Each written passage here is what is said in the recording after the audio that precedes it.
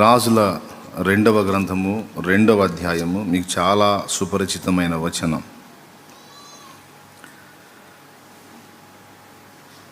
9 వచనం చూద్దాం. చూడండి, 9 వచనం. వారు దాటిపోయిన తరువాత ఏలియా ఎలీషాను చూచి నేను నీ యొద్ద నుండి తీయబడక మునుపు నీ కొరకు నేనేమి చేయకూడదువో నీ కోసం నేనేం చేయాలనుకుంటున్నాను అడుగుమని చెప్పగా దాన్ని నాకు తెలుపు ఎలీషా అన్నాడు. నీకు కలిగిన ఆత్మలో 2 పాళ్ళు నా మీదకు వచ్చినట్లు దయచేయమనెను. రైట్. నీకు కలిగిన ఆత్మలో 2 పాళ్ళు నా మీదికి వచ్చున్నట్లు దయచేయుమనెను. ప్రభునందు ప్రియులారా, చేసే పని వదిలిపెట్టి ఆర్థిక స్థితిగతులు, సంపన్న స్థితిని వదిలిపెట్టేసి తనకంటూ సొంత స్వాస్థ్యం ఏదీ లేకుండా లోకానికి, సమాజానికి ఒక బికారిలాగా ఉన్నటువంటి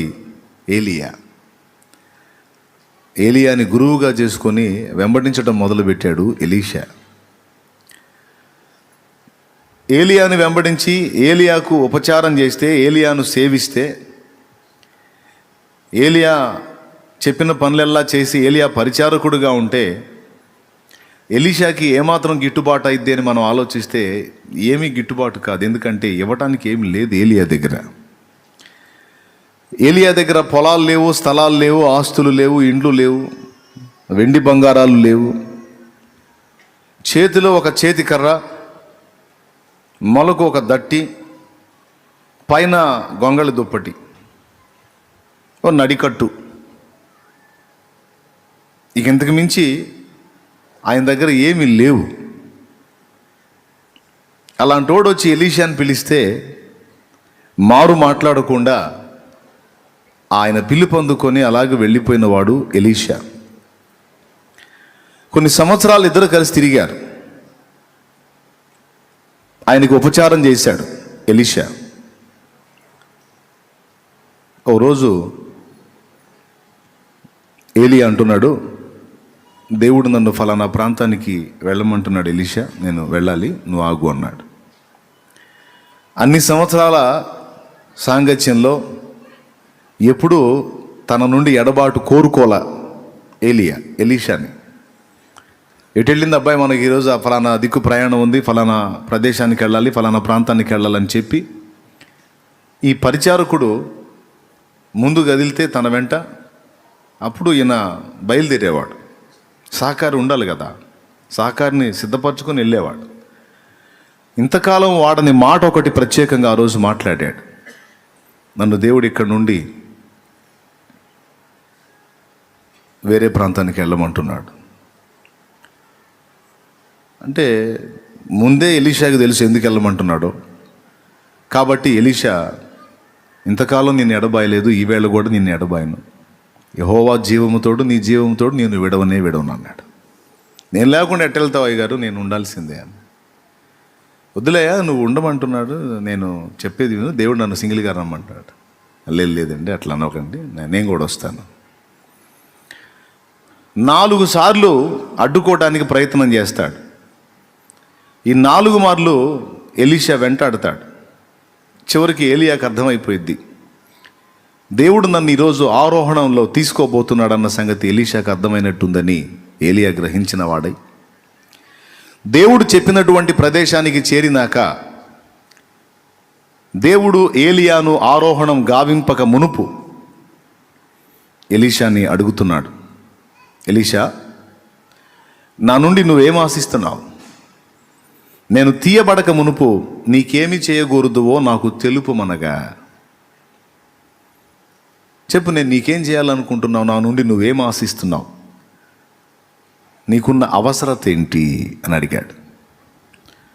ఇక ఈరోజుతో నీకు నాకు బంధం తెగిపోతుంది, వెళ్ళిపోతున్నాను. ప్రభు పిలుస్తున్నాడు, పంపిస్తున్నాడు, అగ్నిని రథములను పంపిస్తున్నాడు నన్ను తీసుకొని వెళ్ళటానికి. మరి నువ్వు చెప్పు, కోరుకో అన్నాడు. అక్కడ ఎలీషా కోరినటువంటి కోరికే నాకు చాలా ప్రత్యేకమైన కోరిక, మనందరికీ కూడా అవసరమైన కోరికే. ఏలియాతో అంటున్నాడు, గురువుగారు ఈరోజు వెళ్ళిపోతా అంటున్నారు, వెళ్ళిపోతే మళ్ళీ తిరిగి రారు, మరి మీరు వెళ్ళిపోతే నేను ఒక్కడిని అయిపోతాను. కాబట్టి ఏ పని నిమిత్తము నీవు పిలువబడి వాడబడ్డావో, నీవు వాడబడిన దానిలో ఏ శక్తి వినియోగమైందో, ఏ ఆత్మను కలిగుండి నువ్వు వాడబడ్డావో, నువ్వు కలిగి ఉన్న ఆ ఆత్మశక్తిలో 2 పాళ్ళు నా మీదికి వచ్చినట్లు దయచేయమన్నాడు. ఈరోజు మన పాఠం ఏంటంటే, అసలు నిజంగా మనకున్న అవసరత ఏంటి, మనమున్న పరిస్థితి ఏమిటి, అది భౌతికంగానైనా ఆత్మీయంగానైనా మనం ఉన్న పరిస్థితి ఏమిటి, మనమున్న మెట్టు ఏమిటి, లేదా మనమున్న అంతస్తు ఏమిటి, దానికి తగ్గట్టు దేవుని ముందు మనం కోరవలసినది ఏంటి. చాలామందికి అసలు వాళ్ళకి ఏం అవసరమో కూడా తెలియదు. తెలివి కలిగి ఉంటారు, జ్ఞానవంతులుగా ఉంటారు, చదువుకొని ఉంటారు, విద్యాబుద్ధులు గలవారిగానే ఉంటారు. కానీ చాలా వరకు సమాజంలో మనుషుల్ని గమనిస్తే మానసిక రోగుల్లాగా ఉంటారు. మనం కూడా దానిలో ఏమీ కొదువేమి కాదు, మనం కూడా అలానే ఉన్నాం మానసిక రోగుల్లాగా. మానసిక రోగులకి ఏం కావాలో తెలియదు. వాళ్ళకి ఏ పరిస్థితి వచ్చినా సరే ఒకడు చూసుకోవాల్సిందే. వాళ్ళకి ఆకలైనప్పుడు ఆహారం ఒకడు పెట్టాల్సిందే, వాష్రూమ్కి ఒకడు తీసుకెళ్లాల్సిందే. అంతా వాళ్ళ అవసరత వాళ్ళకి తెలియదు. మళ్ళీ మనుషులే, కాళ్ళు చేతులు, కళ్ళు నోరు ముక్కు చెవులు మనకున్నట్టు అంతా బాగానే ఉంటారు. మానసిక రోగులకి తమ అవసరత తమకు తెలియదు. ఆధ్యాత్మిక మానసిక రోగులు కూడా కొంతమంది, లేదా ఆత్మీయ రోగులు కూడా కొంతమంది దీన్ని గుర్తుపట్టరు. ఇద్దరు శిష్యులు ఈ సమయంలో మన 2 శిష్యుల్ని గుర్తు చేసుకుందాం. ఒకడు ఏలియా శిష్యుడైన ఎలీషా, మరొకడు ఎలీషా శిష్యుడైన గెహజీ. ఇద్దరు శిష్యులే, కానీ ఏలియా దగ్గర ఎలీషా ఏం ఆశించాడు, ఎలీషా దగ్గర గెహజీ ఏం ఆశించాడు. దేవునితో నడవగోరి, దేవుని చిత్తం నెరవేర్చగోరి, దేవునితో బ్రతకగోరిన వాడికి అత్యవసరంగా ఏం కావాలి? గెహజీ ఏమో వెండి బంగారం డబ్బు ఇహలోక సంపదను ఆశించాడు. ఎలీషా ఏమో ఏలియా దగ్గర నీ మీదున్న ఆత్మలో 2 పాళ్ళు నా మీదికి వచ్చినట్లు దయచేయమన్నాడు. అంటే ఎలీషా సామాన్యుడు కాదు, ఓ ప్రత్యేకమైన వ్యక్తి, మంచి వివేచన కలిగిన వాడు. తనున్న పరిస్థితి ఏమిటి, తన అవసరత ఏమిటి, తనకేం కావాలి అనేది స్పష్టంగా ఎరిగి దాన్నే దైవజనుని ముందు ఉంచాడు. ఈరోజు చాలామంది చాలా కోరికలు కోరుతూ ఉంటారు. ఆ కోరికల్లో ఎంతవరకు అవి తమకి నిజంగా అవసరమో, ఎంతవరకు అవి అనవసరమో తెలియదు. నాకు అది కావాలి, ఇది కావాలి, ఇవి కావాలి, ఇవి కావాలని ఎన్నో కోరికలు కోరుతూ ఉంటాం మనం. ఏలియా వెళ్ళిపోతున్నాడు, ఇంకా ఆ టైం మిస్ అయిందంటే మళ్ళా ఎలీషాకి ఏలియా దొరకడు. కాబట్టి అడిగేదేదో సరైనది అడగాలి, గురువుగారు వెళ్ళిపోయాడు, ఇంక దొరకడు. కాబట్టి ఆ పైసలు అడుగుదామా, లేకపోతే వివాహాన్ని అడుగుదామా, లేకపోతే రాజు దగ్గర ఏదైనా అధికారాన్ని అడుగుదామా, లేకపోతే ఒక రాజ్యాన్ని అడుగుదామా, సింహాసనం అడుగుదామా, పైసలు అడుగుదామా, అసలు నా అవసరత ఏంటి? ఈ టైం పోతే నాకు మళ్ళీ టైం దొరకదు, సో నేను ఏమేమి అడగాలి అనేది ఒక లిస్ట్ పెట్టుకోవాలా. పోనీ ఆయన అడిగినప్పుడు ఇంటికి వెళ్ళి మావిని అడిగి చెబుతానని కూడా అనలా, లేకపోతే ఎవరి సలహా తీసుకొని నేను చెప్తాను గురువుగారు నాకు టైం ఇవ్వండి, ఒక ½ అవర్ టైం ఇవ్వండి అనలా. అంటే ప్రారంభం నుంచి ఎలీషా మానసికంగా సిద్ధపడి ఉన్నాడు.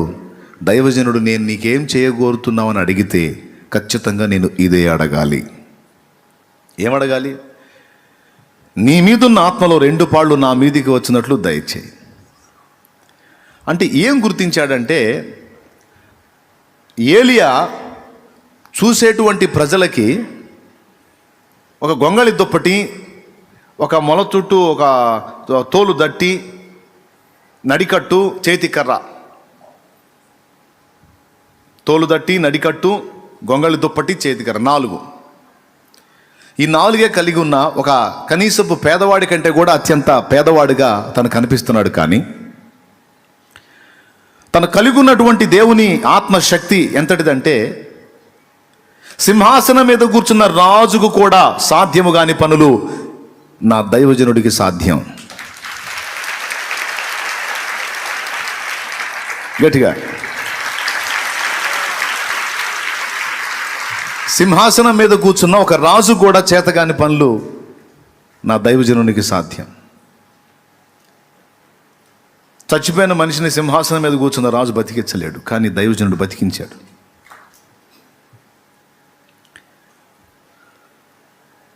తొట్టిలో పట్టెడు పిండి, బుడ్డిలో కొంచెం నూనె,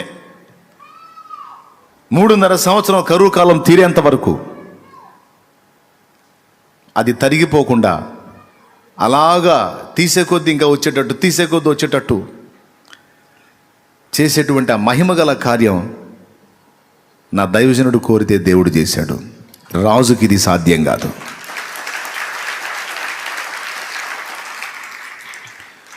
ఒక వ్యక్తిని కంట్రోల్ చేయాలంటే, ఒక వ్యక్తిని భయపెట్టాలంటే, ఒక వ్యక్తిని బంధించాలంటే రాజుకు సైన్య సమూహం ఉంటుంది, మంది మార్బలం ఉంటుంది. కానీ నా దైవజనుడికి మంది మార్బలం లేదు, సైన్య సమూహం లేదు, ఒక్కడే. అంతమంది గుంపుని, 50 మంది సైన్యాన్ని, వాళ్ళందరికీ అధిపతి అయిన ఒకడిని ఇచ్చి రాజు నా ఏలినవాని యొద్దకు పంపితే, నా దైవజనుని యొద్దకు పంపితే, ఆయన కొండ మీదనే కూర్చొని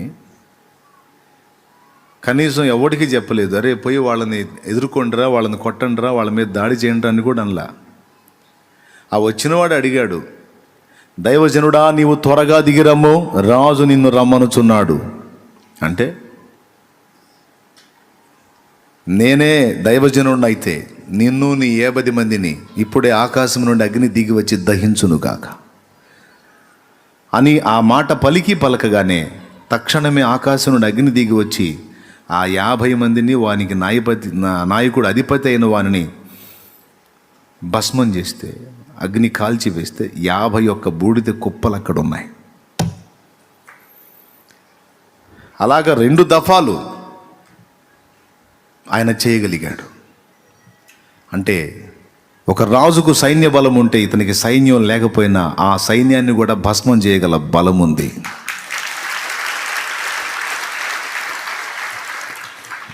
రాజ్యం మొత్తంలో దేన్నైనా శాసించే దమ్ము రాజుకుంటే ఆ రాజులను కూడా వణికించే దమ్ము దైవజనుడికి ఉంది.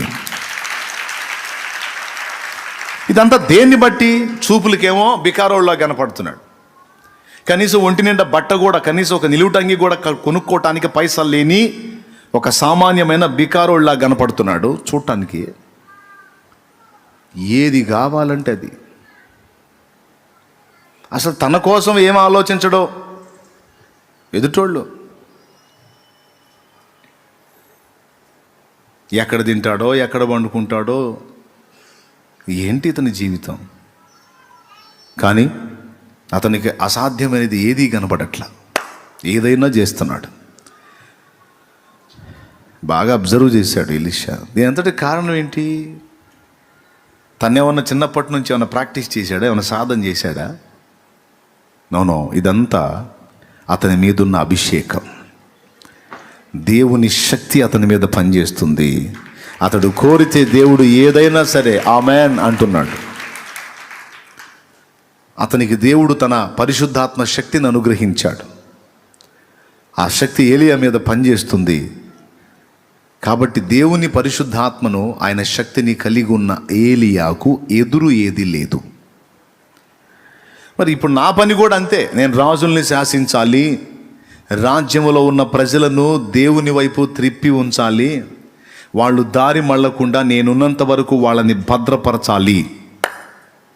నా పని అదే. కాబట్టి ఈ పనికి నేను డబ్బు అడిగితే పనికి రాదు, అధికారం అడిగితే పనికి రాదు, ఐశ్వర్యం అడిగితే పనికి రాదు, వివాహం అడిగితే పనికి రాదు, సింహాసనం అడిగితే పనికి రాదు. ప్రజల హృదయాలను దేవుని వైపు త్రిప్పి ఉంచడానికి ఈ లోక సంబంధమైనవి ఏవీ పనికిరావు, దేవుని పరిశుద్ధాత్మ శక్తి తప్ప. నా పనికి, నా పిలుపుకు కావలసింది ఇదే. దేవుని పరిశుద్ధాత్మను కోరితే, ఆయన శక్తి కోరితే, ఆ ఒక్కడు నాతో ఉంటే ఇక సమస్తము నా చేతిలో ఉన్నట్టే. మీకు ఒక మాట చెప్తా. ఏలియా ఆరోహణమైనప్పుడు ఎలీషా ఏమని కేక వేశాడో చూడు.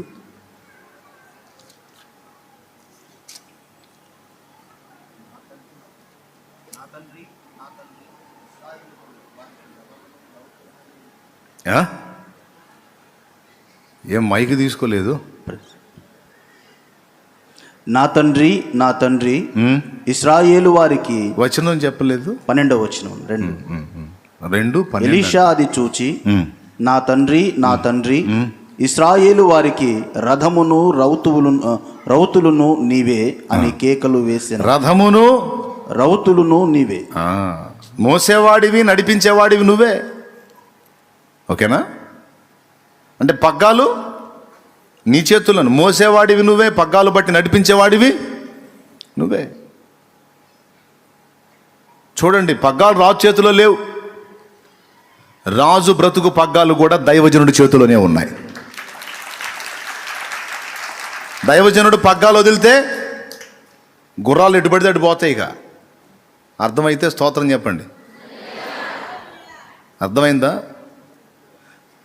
దైవజనుడు పగ్గాలు వదిలితే, రౌతు పగ్గాలు వదిలితే రథము రౌతు, గుర్రాలు నువ్వే అనలా. దేవునికి స్తోత్రం. రథము రౌతు, రౌతు చేతిలో పగ్గాలు ఉంటాయి. రథాన్ని నడిపే అతను ఏమంటారండి? రైతా? వ్యవసాయకుడిని రైతు అంటారు. రౌతు అంటే రథము నడిపే రథ సారథి, రౌతు. గుర్రం మీద ఎక్కి గుర్రాన్ని నడిపేవాడు గుర్రపు రౌతు, నడిపేవాడిని రౌతు అంటారు. కాబట్టి ఇశ్రాయేలుకు రథమును రౌతులను నీవే. ఏదో వాళ్ళు అట్లా కనపడుతున్నారు కానీ అందరి పగ్గాలు నీ చేతుల్లో ఉన్నాయి. నువ్వు వెళ్ళిపోతున్నావు. పరిస్థితి ఏంటి గమనించాలి. ఒక్కసారి మీరు ఆ మాట అన్న తర్వాత పైనుంచి ఏం జరిగిందో ఒకసారి చెప్పు బాబా. నా తండ్రి, నా తండ్రి, ఇశ్రాయేలుకు రథములను రౌతులను నీవే అని కేకలు వేసెను. కేకలు వేస్తే అంతలో ఏలియా అతనికి మరలా కనబడకపోయెను. అప్పుడు ఎలీషా తన వస్త్రమును పట్టుకొని 2 తునకలుగా చేసెను.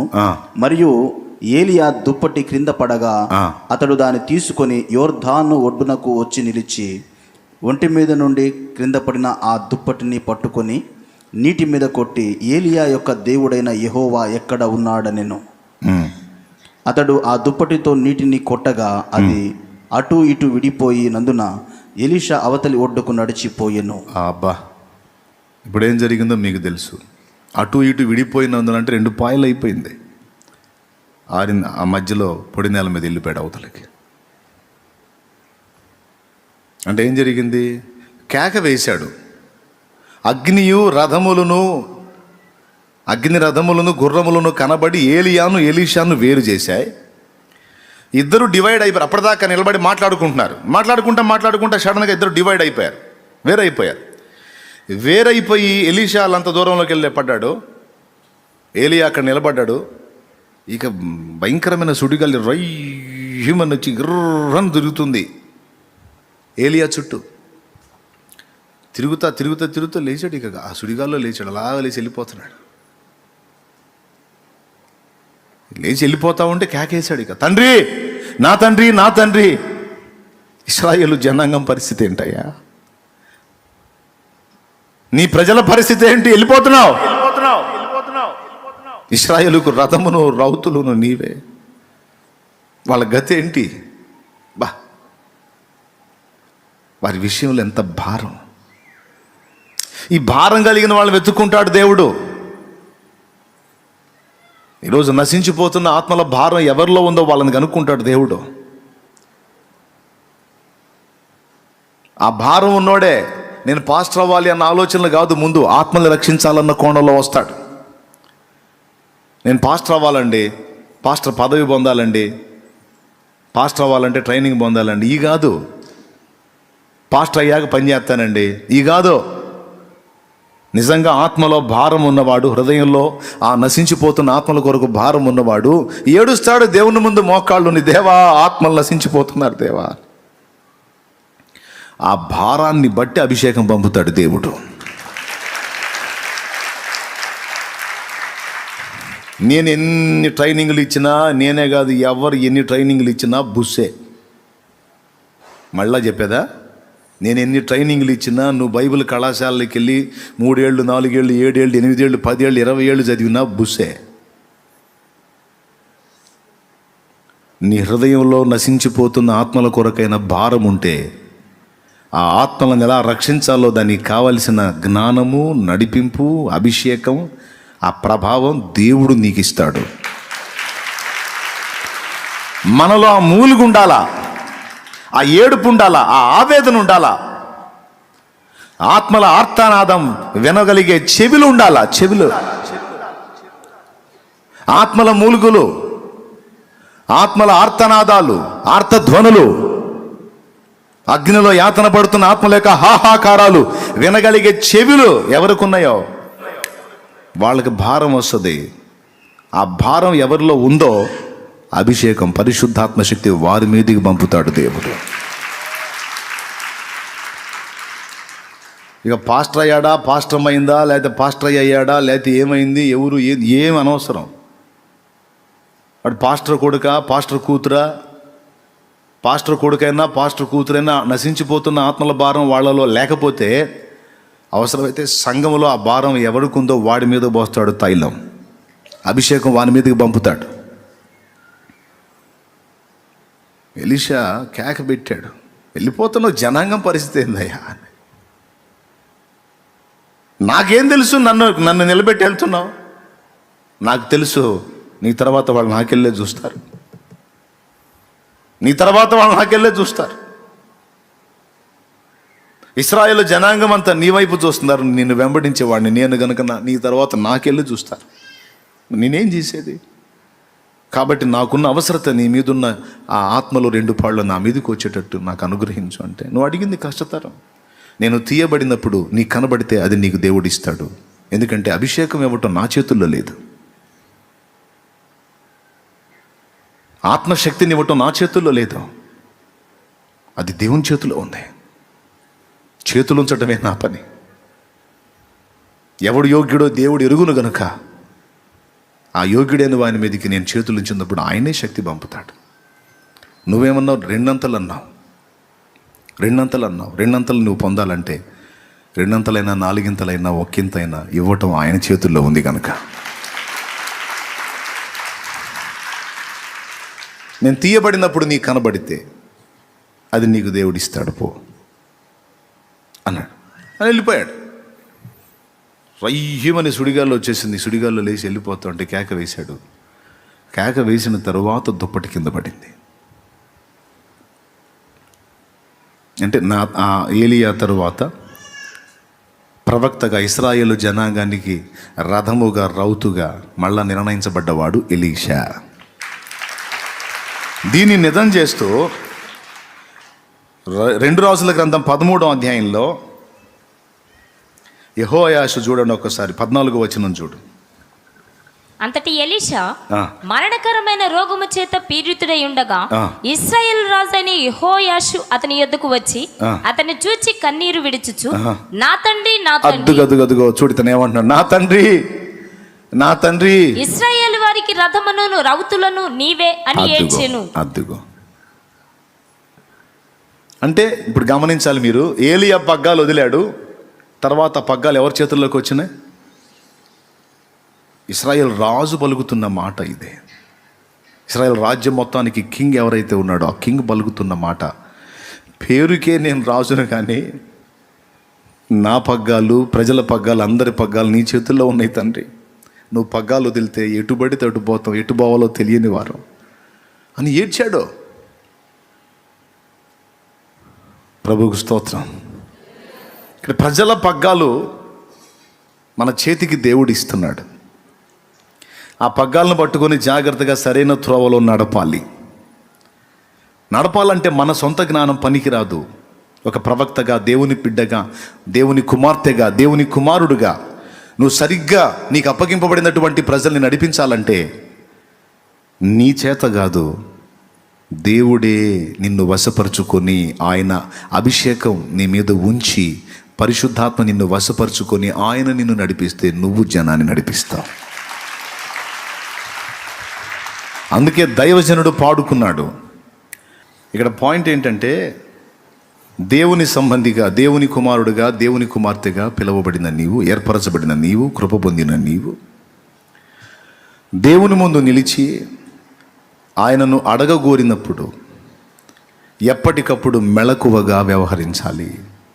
అసలు యుక్తంగా నువ్వు దేన్ని అడగాలో, ఏది నిజంగా నీకు అవసరతో దాన్ని నీ నుండి ఆ విజ్ఞాపన రూపంలో పొందగోరుతున్నాడు దేవుడు. ఏం అడగాలో చాలామందికి అర్థం కావటం లేదు అన్నది దేవుని ఆత్మ చెప్తున్నటువంటి మాట. ఏదేదో అడుగుతున్నారు, అవసరమైనవి కొన్ని అని యేసయ్య చెప్పాడు. నువ్వు విస్తారమైనటువంటి పనుల చేత విచారం కలిగి ఉన్నావు. నువ్వు మరి శ్రేష్టమైన దాన్ని ఎంచుకుంది, అది ఎప్పటికీ ఆమె వద్ద నుండి తొలగిపోదు. మార్తా అవసరమైనవి కొన్నే అన్నాడు. ఒకటే అంటాడు, పుట్టినోట్లో చూస్తే అవసరమైనవి కొన్నే.